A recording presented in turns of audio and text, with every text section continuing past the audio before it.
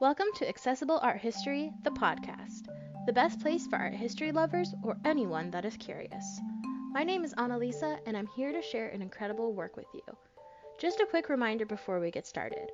All sources and images will be posted on the Accessible Art History blog. You can find the link in the episode description as well as on our Instagram at accessible.art.history. Now that we have that out of the way, let's get started. We are officially halfway through Season 8. In this episode, I'll be wrapping things up in the Impressionist era with Monet's Rouen Cathedral series dating from around 1892 to 94. I know it's a bit outside my usual content, featuring a series of works instead of a single piece, but the series represents the period so well, I couldn't resist. Claude Monet is often considered the father of the Impressionist movement, and this episode will show exactly why. So to learn more, keep on watching. Throughout this podcast, with the exception of the Pompeii episode, I've focused on single works of art. However, the series represents a specific thought process about how art works, and I think that's incredibly important to understanding Impressionism. Monet himself knew the power of creating multiple works on the same subject, as he's quoted as saying, "Everything changes, even stone." Monet's Rouen Cathedral series is made up of 31 individual works. It's important to note, though, that Monet only chose his 20 favorites to be exhibited. Many critics have called this series the climax of Impressionism, and I believe that this episode highlights exactly why. Although these works appear different, they do share the same subject, the Rouen Cathedral. Monet rented a studio across the street so that he could easily observe the different light at different times of the day reflecting on the stone facade. He stayed there for several months and could therefore see the way that the different seasons also affected the way the cathedral looked. In these works we see a variety of colors, blues, pinks, golds, reds, and browns. The structures were painted roughly to both mimic the look of stone while also showing how quickly Monet was working to capture the moment. The focus of these works is solely on the cathedrals. There's only a hint of the sky in some of them. I believe that Monet's close friend, Georges Clemenceau, put it best in his essay Pan from 1896. In front of the 20 views of the building by Monet, one notices that the art, in its persistence of expressing the nature with increasing exactitude, teaches us to watch, to perceive, to feel. The stone itself is transformed into an organic substance, and one can feel how it changes in the way that a little moment of life is followed by another one. The 20 chapters of the same of light and evolution have been wisely selected to create an ordered guideline of this evolution. The great temple is in itself a testament of the unifying sunlight and sends its mass against the brightness of the sky. Now that we've established information and a description of the series, I think it's important to learn a bit more about its subject. Rouen and its famous cathedral are located in Normandy, about 2 hours northwest of Paris. Its full name is the Cathedral Primatale Notre-Dame de l'Assomption de Rouen. Quite the mouthful. The Gothic structure that we see today is actually the third church built on the site. The foundations are a 4th century basilica and an 11th century Romanesque style church. The cathedral is often considered a hallmark of the Gothic style. This is because it has 3 towers that were built at different eras of the period. This allows our historians to see how the style developed within a single space. In addition, the remarkable texture of the building allowed Monet to truly capture the effects of light on stone. Next, I'm going to discuss more information about the series, as well as look into the man who painted it. But first, let's take a quick break.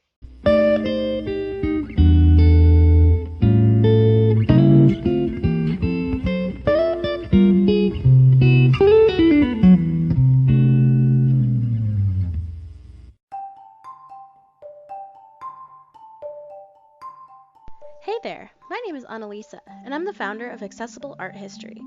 As a part of my content offerings, I produce a podcast. For the first several seasons, I will be discussing 50 objects that shape the history of Western art. From prehistoric cave paintings to contemporary art, I'll be covering it all. The podcast was designed for everyone, from the casual couch historian to a museum's expert. It all fits within the larger mission of Accessible Art History, to create a space for art history lovers, students, and anyone who is curious to explore all periods of art history and human creation. New episodes drop every Monday on your favorite podcast platform. Make sure to follow the Instagram page for all updates at accessible.art.history.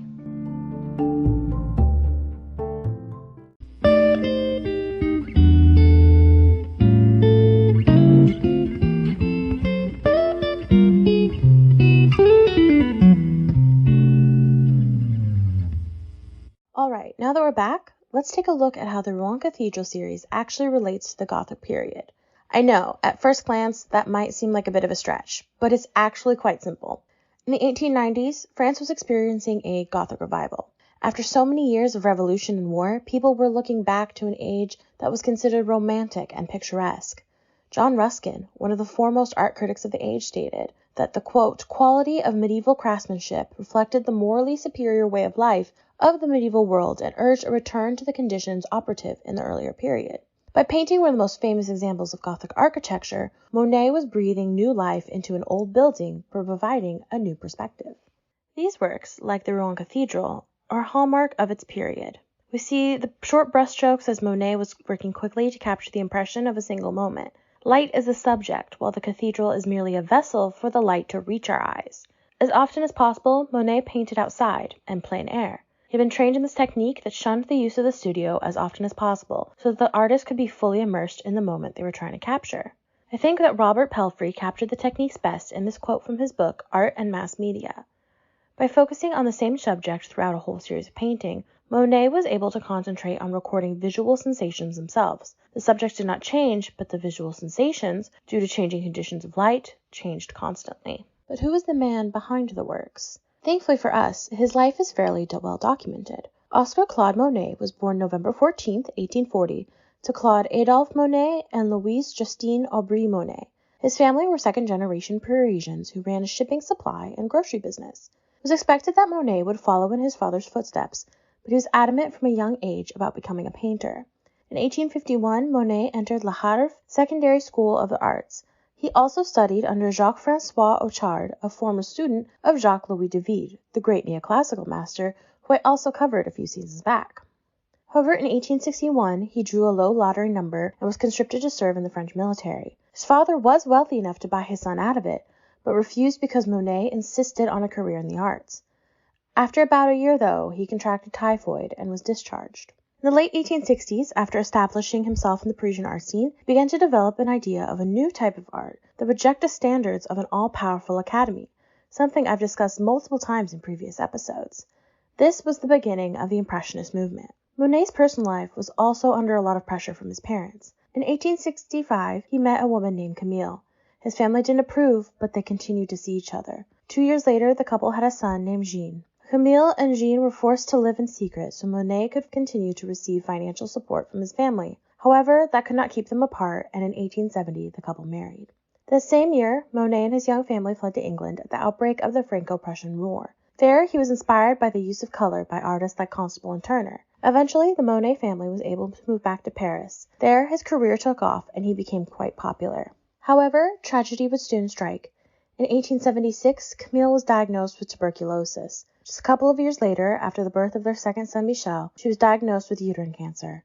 On September 5, 1879, Camille died at the age of only 32. Monet was devastated. He poured his grief into his art, producing some of his most famous works. To help raise the family, Monet hired Alice Horchade. She had 6 children of her own and took in his sons as her own.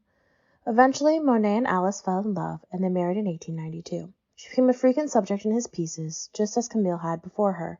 In May 1883, Monet and his large family moved to a large house with expansive gardens in Giverny, the site of his famous water lily and garden paintings. They lived happily for many years. Around 1911, Monet began to develop cataracts, and this affected his ability to paint. We see this in his paintings as they tended to focus more on color versus composition. Claude Monet died of lung cancer on December 5, 1926, at the age of 86. At his funeral, his dear friend Clemenceau removed the black cloth that was over his coffin. He insisted that there should be no more black for Monet and replaced it with one with flower patterns. Yet another way that Monet brought more beauty into this world. Today, Claude Monet is remembered as the father of Impressionism. His theories on light and color helped to shape a modernization of art that hadn't been seen in years. Some of his other famous works include The Arrival of the Normandy Train at Gare Saint-Laurent, Green Stacks, The End of an Autumn Day, and Water Lilies, 1906. The Rouen Cathedral series is greatly beloved for its beauty, but it's far more than that. Monet was a revolutionary who helped us change our understanding of light in art. Light is alive, and it affects our perceptions of the moment. Make sure to tune in next week because I'm starting our examination of Post-Impressionism. I'm kicking things off with A Sunday Afternoon on the Island of Le Grand Jacques by Georges Seurat.